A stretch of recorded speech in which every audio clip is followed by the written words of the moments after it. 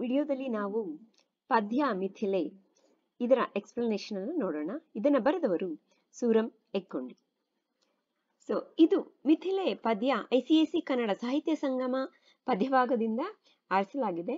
ಮತ್ತೆ ಈ ಪದ್ಯ ಒಂದಷ್ಟು ಹೈಯರ್ ಕ್ಲಾಸಸ್ ಕೂಡ ಇದೆ. ಮಿಥಿಲೆ ತುಂಬಾ ಸುಂದರವಾದ ಒಂದು ಪದ್ಯ. ಈಗ ಪದ್ಯದ ಎಕ್ಸ್ಪ್ಲನೇಷನ್ ನೋಡೋಕ್ಕಿಂತ ಮುಂಚೆ ನಾವು ಈ ಕವಿ ಇವರು ಸೂರಂ ಎಕ್ಕುಂಡಿ ಅವರ ಬಗ್ಗೆ ತಿಳ್ಕೊಳ್ಳೋಣ. ಎಕ್ಸಾಮಿನೇಷನ್ ಅಲ್ಲಿ ಒಂದೊಂದ್ಸಲ ಕವಿಗಳ ಬಗ್ಗೆ ಕೂಡ ಚಿಕ್ಕದಾಗಿ ಕೇಳ್ತಾರೆ. ಸೊ ಈ ಎಕ್ಸ್ಪ್ಲನೇಷನ್ ನಿಮಗೆ 2 ಅಥವಾ 3 marks you should be able to fetch from this explanation 2 or 3 marks.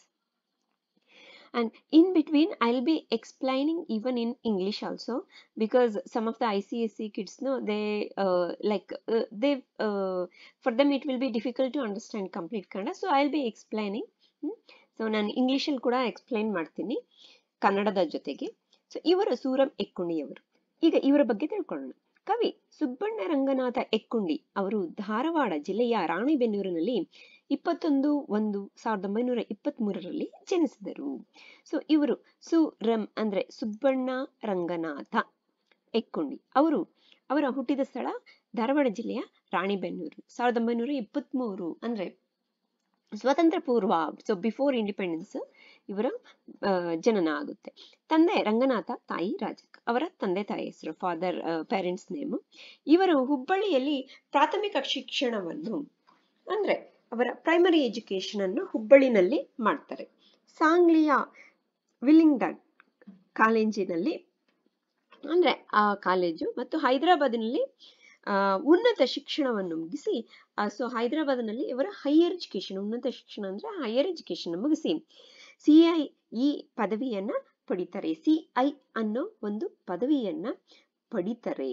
ಅಂದ್ರೆ ಈ ಒಂದು ಲಿಟ್ರೇಚರ್ಗೆ ಸಂಬಂಧಪಟ್ಟಿರೋ ಇದು ಪದವಿ. ಬಂಕಿ ಕೊಳ್ಳದ ಆನಂದಾಶ್ರಮ ಪ್ರೌಢಶಾಲೆಯ ಮುಖ್ಯೋಪಾಧ್ಯಾಯರಾಗಿದ್ದರು. ಸೊ ಇವರು ಈ ಪದವಿಯನ್ನ ಪಡೆದ ಅವರ ಓದು ಮುಗಿಸಿದ ನಂತರ ಒಂದು ಹೈಸ್ಕೂಲ್, ಬಂಕ್ಲಿ ಕೋಡ್ಲಾ ಅಂತ ಆನಂದಾಶ್ರಮ ಅಂತ ಒಂದು ಹೈಸ್ಕೂಲ್ ಪ್ರೌಢಶಾಲೆಯ ಹೆಡ್ ಮಾಸ್ಟರ್, ಮುಖ್ಯೋಪಾಧ್ಯಾಯರು ಆಗಿದ್ರು. ಇವರು 1970ರಲ್ಲಿ ಸೋವಿಯತ್ ಲ್ಯಾಂಡ್ ಪ್ರಶಸ್ತಿ, ಸೊ ಇವರಿಗೆ 1970ರಲ್ಲಿ ಸೋವಿಯತ್ ಲ್ಯಾಂಡ್ ನೆಹರು ಪ್ರಶಸ್ತಿ, 1974ರಲ್ಲಿ ರಾಜ್ಯ ಶಿಕ್ಷಕ ಪ್ರಶಸ್ತಿಯನ್ನು ಪಡೆದಿದ್ದಾರೆ. ಅಂದ್ರೆ ಈ ರೀತಿಯಾದ ಅವಾರ್ಡ್ಸ್ ಬಂದಿದೆ ಇವರಿಗೆ, ಅಂದ್ರೆ ಸ್ಟೇಟ್ ಟೀಚರ್ ಅವಾರ್ಡ್ ಮತ್ತೆ ಸೋವಿಯತ್ ಲ್ಯಾಂಡ್ ನೆಹರು ಅವಾರ್ಡ್. ಇವರಿಗೆ ರಾಜ್ಯ ಸಾಹಿತ್ಯ ಅಕಾಡೆಮಿ ಪ್ರಶಸ್ತಿ ಬಂದಿದೆ, ರಾಜ್ಯ ಸಾಹಿತ್ಯ ಅಕಾಡೆಮಿ ಪ್ರಶಸ್ತಿ ಕೂಡ ಬಂದಿದೆ. ಇವರ ಬಕುಳದ ಹೂಗಳು ಇದು ತುಂಬಾ ಫೇಮಸ್. ಬಕುಳದ ಹೂಗಳು ಈ ಕೃತಿಗೆ 1992ರಲ್ಲಿ ಕೇಂದ್ರ ಸಾಹಿತ್ಯ ಅಕಾಡೆಮಿ, ಇಲ್ಲಿ ರಾಜ್ಯ ಸಾಹಿತ್ಯ ಬೇರೆ ಕೇಂದ್ರ ಸಾಹಿತ್ಯ ಬೇರೆ, ಓಕೆ, ಅಂದ್ರೆ ಸೆಂಟ್ರಲ್ ಲಿಟರರಿ ಅಕಾಡೆಮಿ ಅವಾರ್ಡ್ ಅಂತ, ಇದು ಸ್ಟೇಟ್ ಲಿಟರರಿ, ಓಕೆ. ಮತ್ತೆ ಇವರ ಪ್ರಮುಖ ಕೃತಿಗಳು, ಸೊ ಇವರ ಮೇನ್ ವರ್ಕ್ಸ್ ಯಾವ್ಯಾವುದು ಅಂದ್ರೆ ಪ್ರತಿಬಿಂಬಗಳು, ಸಂತಾನ, ಹಾವಾಡಿಗರ ಹುಡುಗ, ಆನಂದ ತೀರ್ಥರು, ಮತ್ಸ್ಯಗಂಧಿ, ಲೆನಿನ್ನರ ನೆನಪಿಗಾಗಿ, ಕಾವ್ಯ ವಿಮರ್ಶೆ, ನವ್ಯ ಕವಿತೆ, ಮಧ್ವಮುನಿ, ಬೆಳ್ಳಕ್ಕಿಗಳು, ನೆರಳು, ಬಕುಳದ ಹೂಗಳು, ಗೋಧಿಯ ತೆನೆಗಳು, ಪಂಜುಗಳು. ಸೊ ಇವೆಲ್ಲ ನಿಮ್ಗೆ ಒಂದಷ್ಟು ಮರ್ತೋಗ್ಬೋದು ಎಕ್ಸಾಮ್ ಅಲ್ಲಿ, ಪರವಾಗಿಲ್ಲ, ಆದ್ರೆ ಒಂದಷ್ಟಾದ್ರೂ ಬರಬೇಕು ನಿಮ್ಮ 2-3 ಮಾರ್ಕ್ಸ್ ಅಲ್ಲಿ ಅವರ ಪ್ರಮುಖ ಕೃತಿಗಳನ್ನ ಹೆಸರಿಸಿ ಅಂದಾಗ. ಈಗ ನಾವು ಪದ್ಯಕ್ಕೆ ಹೋಗೋಣ. ಸೊ ಪದ್ಯದಲ್ಲಿ, ಎಂದಾದರೊಂದು ದಿನ ನಾನು ಮಿಥಿಲೆಗೆ ಹೋಗಿ ಬೀದಿ ಬೀದಿಯ ನೆಲೆದು ನೋಡಬೇಕು, ಅಲ್ಲಿ ಎಲ್ಲಾದರೂ ಮರದ ನೆರಳಿಗೆ ಕುಳಿತು ರಾಮಭದ್ರನ ಮಹಿಮೆ ಹಾಡಬೇಕು. ಸೊ ಎಂದಾದರೊಂದು ದಿನ, ಯಾವತ್ತಾದ್ರೂ ಒಂದು ದಿನ ನಾನು ಮಿಥಿಲೆ ಅನ್ನೋ ಒಂದು ಸ್ಥಳಕ್ಕೆ. ಮಿಥಿಲೆ ಯಾವುದು, ಯಾರ ಸ್ಥಳ ಮಿಥಿಲೆ? ಸೀತೆ ಹುಟ್ಟಿದ, ಸೀತೆಯ ತವರೂರು ಮಿಥಿಲಾ ನಗರ. ಮತ್ತೆ ಈ ಮಿಥಿಲೆ ನಮ್ಮ ಹಿಸ್ಟ್ರಿನಲ್ಲಿ ಅಂದ್ರೆ ನಮ್ಮ ಚರಿತ್ರೆನಲ್ಲಿ ತುಂಬಾ ಹೆಸರುವಾಸಿಯಾಗಿದೆ ಮಿಥಿಲೆ ಅಂತ. ಮಿಥಿಲೆ ಅದು full north Karnataka, almost full top ಅಲ್ಲಿ, ಬಿಹಾರ್ಗಿಂತ ಇನ್ನೂ ಆ ಕಡೆ ಬರುತ್ತೆ, ಅಲ್ಲಿ ಇರೋದು. ಸೊ ಇಲ್ಲಿ ಕವಿ ತನ್ನ ಆಶಯವನ್ನ ಹೇಳ್ಕೊಳ್ತಾ ಇದ್ದಾರೆ ಈ ಪದ್ಯದಲ್ಲಿ. ಸೊ ಏನು ಅಂದ್ರೆ this poem is about the ambition of a poet, okay, that we will see what is this ambition.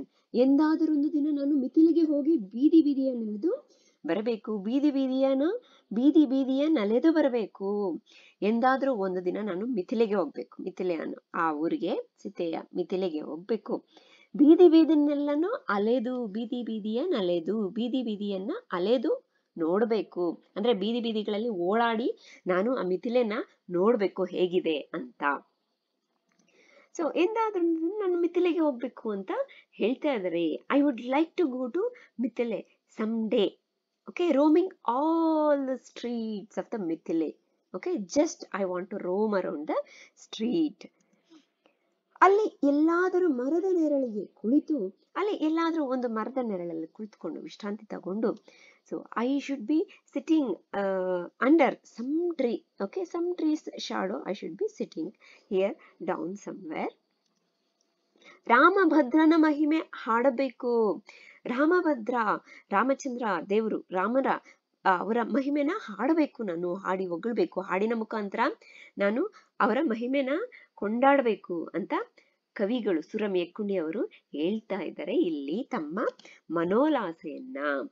So what the king Suram Ekkundi is telling, I want to sing praise about Lord Rama. So I want to praise about glory of Rama, mahime, glory of Rama. ನಾನು ರಾಮನ ಮಹಿಮೆಯನ್ನ ಹಾಡಬೇಕು ಆ ಮರದ ನೆರಳಲ್ಲಿ ಕುಳಿತು ಅಂತ ಹೇಳ್ತಾ ಇದ್ದಾರೆ ಸುರಂ ಎಕ್ಕುಂಡಿಯವರು. ಅಲ್ಲೇಹವು ಎತ್ತರದ ಮನೆಗಳು, ಮಂದಿರವು, ಅಲ್ಲಿ ಬೇಕಾದಷ್ಟು ತುಳಸಿ ಹೂವು, ಹೆಜ್ಜೆ ಹೆಜ್ಜೆಗೆ ಅಲ್ಲಿ ಸಂಪಿಗೆಯ ಮರಗಳಿವೆ, ಗಿಳಿಗಳಿವೆ, ಇಲ್ಲ ಪಂಜರದ ನೋವು. ಅಲ್ಲಿಹವು ಎತ್ತರದ ಮನೆಗಳು, ಮಂದಿರವು ಅಂದ್ರೆ ಮಿಥಿಲಿನಲ್ಲಿ ಎತ್ತರವಾದ ಮನೆಗಳು, ಮಂದಿರ, ದೇವಸ್ಥಾನಗಳು ಎಲ್ಲ ಇದೆ. ಅಂದ್ರೆ ಅಂತ ತುಂಬಾ ಒಂದು ಶ್ರೀಮಂತಿಕೆಯ ಒಂದು ಊರು, ಒಂದು ರಾಜ್ಯ ಮಿಥಿಲೆ ಅನ್ನೋದು. ಅಂದ್ರೆ ಎತ್ತರದ ಮನೆಗಳು, ಮಂದಿರವು ಎಲ್ಲ ಇದೆ ಅಂತ, ದೇವಸ್ಥಾನಗಳೆಲ್ಲ ಇದೆ. ಅಲ್ಲಿ ಬೇಕಾದಷ್ಟು ತುಳಸಿ ಹೂವು ಬೇಕಾದಷ್ಟು ಯಥೇಚ್ಛವಾಗಿ ತುಳಸಿ ಹೂವು ಬೆಳೆದಿದೆ. ತುಳಸಿ ಗಿಡ ಎಲ್ಲಂದ್ರೆ ಅಲ್ಲಿ ಬೆಳೆಯಲ್ಲ. ತುಳಸಿ ಗಿಡ ಬೆಳೆಯೋದಿಕ್ಕೆ ಒಂದು ಸೂಕ್ತವಾದ ವಾತಾವರಣ ಇರಬೇಕು. ಎಲ್ಲಂದ್ರಲ್ಲಿ ಸುಮ್ನೆ ಬೆಳೆಯಲ್ಲ. ಸುಮ್ನೆ ಬೆಳೆದಿದ್ರೆ ಅಲ್ಲಿ ಫಲವತ್ತತೆ ಚೆನ್ನಾಗಿದೆ, ಅಲ್ಲಿನ ವಾತಾವರಣ ಚೆನ್ನಾಗಿದೆ ಅಂತ ಅರ್ಥ. ತುಳಸಿ ಹೂವು, ತುಳಸಿ ಗಿಡ ನಾವು ತುಂಬಾ ಪ್ರಾಮುಖ್ಯತೆ ಕೊಡ್ತೀವಿ. ನಾವು ಆಕ್ಚುಲಿ ಸೈಂಟಿಫಿಕ್ ಆಗಿ ಹೇಳ್ತಾರೆ, ಒಂದು ತುಳಸಿ ಹೂವು ಗಿಡನ ನೆಟ್ಟಿದ್ರೆ ನಾವು, ಅದು ಒಂದು ರೀತಿಯ ನಮ್ಮ ಆಕ್ಸಿಜನ್ ಸರ್ಕ್ಯುಲೇಷನ್ ಎಲ್ಲ ಆಗುತ್ತಲ್ಲ, ಏರ್ ಸರ್ಕ್ಯುಲೇಷನ್ ಆಗುತ್ತಲ್ಲ, ಒಂದು ರೀತಿಯ ಓಝೋನ್ ಪದರದ ರೀತಿ ಆಕ್ಟ್ ಮಾಡುತ್ತೆ ಅಂತ ತುಳಸಿ ಗಿಡ. ಸೊ ತುಳಸಿ ಗಿಡ ಬೆಳೆಸೋದ್ರಿಂದ ನಮ್ಗೆ ತುಂಬಾ ಉಪಯೋಗಗಳೇ ಇದೆ. ಓಕೆ, ಸೊ ಅಲ್ಲಿ ಎತ್ತರದ ಮನೆಗಳು, ಮಂದಿರವು, ಅಲ್ಲಿ ಎತ್ತರದ ಮನೆಗಳು, ಮಂದಿರಗಳು ಇದೆ. There are high rise temples, houses. Okay, and ಬೇಕಾದಷ್ಟು ತುಳಸಿ ಹೂವು, there lot of basil flower, tulsi flower. Okay, basil ಅಂತಾನು ಅಂತಾರೆ. ತುಳಸಿ ಅಂದ್ರೆ ನಿಮ್ಗೆಲ್ರಿಗೂ ಅರ್ಥ ಆಗುತ್ತೆ. ಓಕೆ, ತುಳಸಿ ಫ್ಲವರ್ನು ಬೇಕಾದಷ್ಟಿದೆ ಎಲ್ಲಿ, ಮಿಥಿಲೆಯಲ್ಲಿ. ಹೆಜ್ಜೆ ಹೆಜ್ಜೆಗೆ ಅಲ್ಲಿ ಸಂಪಿಗೆಯ ಮರಗಳಿವೆ. ಒಂದು ಹೆಜ್ಜೆ ಆಗ್ತದ್ರೆ ಆ ಕಡೆ ಈ ಕಡೆ ರಸ್ತೆಯ ಪಕ್ಕದಲ್ಲಿ ಸಂಪಿಗೆಯ ಮರಗಳು ಸಾಲಾಗಿದ್ದಾವೆ. ಸಂಪಿಗೆ ಮರಗಳು ಎಷ್ಟು ಚೆನ್ನಾಗಿ ಉದ್ದಕ್ಕೆ ತುಂಬಾ ಚೆನ್ನಾಗಿ ದೊಡ್ಡದಾಗಿ ಬೆಳಿತವೆ, ಒಂದು ದೊಡ್ಡದಾಗಿ ಬೆಳೆದಿದ್ದಾದ್ಮೇಲೆ. ಸೊ ಹೆಜ್ಜೆಗೂ ಸಂಪಿಗೆ ಮರಗಳಿದೆ. ಈ ರೀತಿ ಹೆಜ್ಜೆಗೂ ಸಂಪಿಗೆ ಮರ. ನಿಮ್ಗೆ ಸಂಪಿಗೆ ಹೂವು ಯಾರಿಗಾದ್ರೂ ಗೊತ್ತಿಲ್ಲ ಅಂದ್ರೆ ಈ ರೀತಿ ಇರುತ್ತೆ, ಇದು ಸಂಪಿಗೆ ಹೂವು. So here what Suram Ekkundi is telling, there are champak trees at every step we take in Mithile. And so this is the champak flower. If you have not, if you don't know about champak flower, in the trees, no, these champak flowers will bloom and they will have very nice fragrance. ಗಿಳಿಗಳಿವೆ, ಇಲ್ಲ ಪಂಜರದ ನೋವು. ಗಿಳಿಗಳು ಕೂಡ ಇದೆ ಅಲ್ಲಿ ಬೇಕಾದಷ್ಟು, ಆದ್ರೆ ಪಂಜರದ ನೋವಿಲ್ಲ. ಅಂದ್ರೆ ಯಾರು ಅದನ್ನ ಕಟ್ ಹಾಕಿ ಪಂಜರದ ಒಳಗೆ ಹಿಡಿದಾಕಿಲ್ಲ. ಅಂದ್ರೆ ಮಿಥಿಲೆ ಆ ರೀತಿಯ ಶ್ರೀಮಂತಿಕೆಯ ಒಂದು ರಾಜ್ಯ. ಅಲ್ಲಿ ಜನರ ಜೀವನ ಕೂಡ ಅದೇ ರೀತಿ, ಈ ಎತ್ತರದ ಮನೆಗಳು, ಒಳ್ಳೆ ಶ್ರೀಮಂತಿಕೆಯ ಜೀವನ, ಮತ್ತೆ ತುಳಸಿ ಹೂವು, ಅವರ ದೇವರನ್ನ ಪೂಜೆ ಮಾಡಿ ಅವರ ಪ್ರಾರ್ಥನೆ ಮಾಡೋದಕ್ಕೆ ಏನ್ ಬೇಕೋ ಎಲ್ಲ. ಸಂಪಿಗೆ ಮರಗಳಿದೆ, ಒಳ್ಳೆ ರೀತಿಯ ಗಾಳಿ ಇರುತ್ತೆ, ಗಿಳಿಗಳಿದೆ, ಪಂಜರದ ನೋವಿಲ್ಲ ಅಂದ್ರೆ ಅವರು ಅಷ್ಟೊಂದು ಫ್ರೀ ಆಗಿ ಇದ್ದಾರೆ ಅಂತ. ಸೊ ಗಿಳಿಗಳಿದೆ ಅಂತೆ ಎಲ್ಲಿ, ಮಿಥಿಲೆಯಲ್ಲಿ. There are parrots in Mithila. But ಪಂಜರದ ನೋವಿಲ್ಲ, ಪಂಜರದ ನೋವು ಇಲ್ಲ. There is no pain of cage for the birds. They are free to roam around anywhere. ಅಲ್ಲಿ ಪುಷ್ಕರಣಿಗಳ ತುಂಬ ತಾವರೆ ಇಹವು, ಅಲ್ಲಿ ಬೀಸುವ ಗಾಳಿ ಚೈತ್ರಗಂಧ, ಅಲ್ಲಿ ಹಾರುವ ಹಂಸ ಮೈಥಿಲಿಯ ಕನಸಿನಲು ಬೆಡಗಿನಲು ಗರಿಯೊಡೆದ ಹಿಗ್ಗಿನಿಂದ. ಅಲ್ಲಿ ಪುಷ್ಕರಿಣಿಗಳ ತುಂಬ ತಾವರೆ ಇಹವು. ಪುಷ್ಕರಣಿಗಳು, ಪುಷ್ಕರಣಿಗಳು ಅಂದ್ರೆ ಒಂದು ರೀತಿಯ ಚಿಕ್ಕ ಪಾಂಡ್, ಮ್ಯಾನ್ ಮೇಡ್ ಪಾಂಡ್, ಪುಷ್ಕರಣಿಗಳು ಅಂತೀವಿ. ದೇವಸ್ಥಾನದ ಮುಂದೆ ಎಲ್ಲ ಇಟ್ಟಿರ್ತಾರೆ ಚಿಕ್ಕ ಚಿಕ್ಕದಾಗಿ, ಊರಿಂದ ಆಚೆ ಎಲ್ಲ. ಅದ್ರ ತುಂಬಾ ತಾವರೆ ಹೂವುಗಳಿದೆಯಂತೆ. So pushkarini is just like a pond, man-made pond, like this. This is a very big one, okay? Even smaller will be there. So that's a small pond. There are so many fountain ponds also, you can see. There are so many fountain ponds with full of lotus, like this, full of lotus. ಅಲ್ಲಿ ಬೀಸುವ ಗಾಳಿ ಚೈತ್ರಗಂಧ. ಆ ಸಂಪಿಗೆ ಮರಗಳು, ಇಷ್ಟೊಂದು ಎಲ್ಲ ಹೂಗಳು, ಮರಗಳು ಎಲ್ಲ ಇದೆ ಅಲ್ಲ, ಆ ಗಾಳಿ ಚೈತ್ರಗಂಧ. ಚೈತ್ರ ಮಾಸಗಳಂತೀವಲ್ಲ, ಬೇರೆ ಬೇರೆ ಮಾಸ, ಚೈತ್ರ ವೈಶಾಖ ಎಲ್ಲನ್ನು. ಸೊ ಚೈತ್ರ ಮಾಸದಲ್ಲಿ ಒಳ್ಳೆ ಹೂಗಳು ಮತ್ತೆ ಗಿಡಗಳೆಲ್ಲ ತುಂಬಾ ಚೆನ್ನಾಗಿರುತ್ತೆ.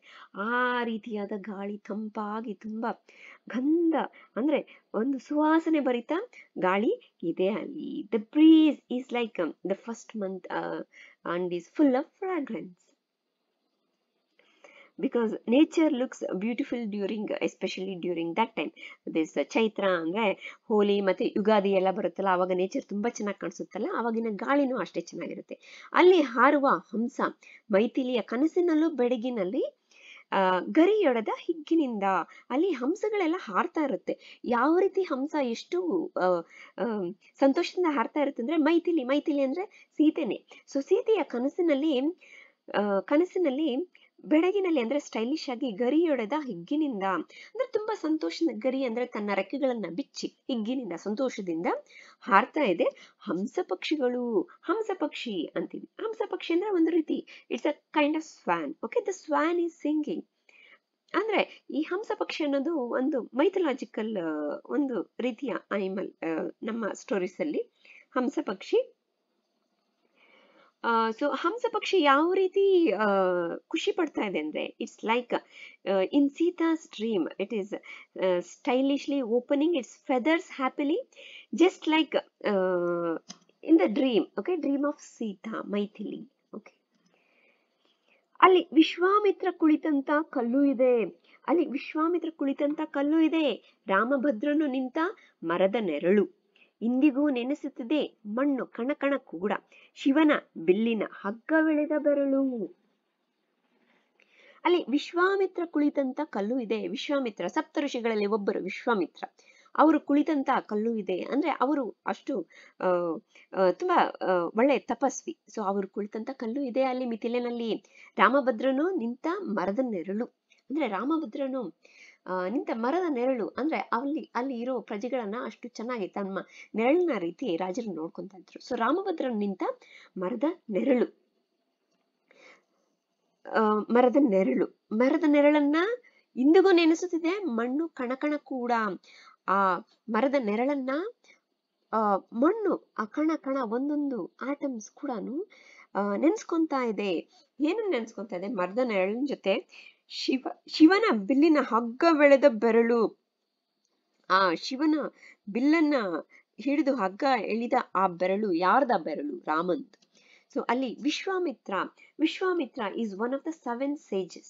Okay, so in Mithila there is a stone on which Vishwamitra sat. So he is a great sage. Okay, one of the 7 sages. He is a very great sage. So there is a stone on which he sat in Mithila.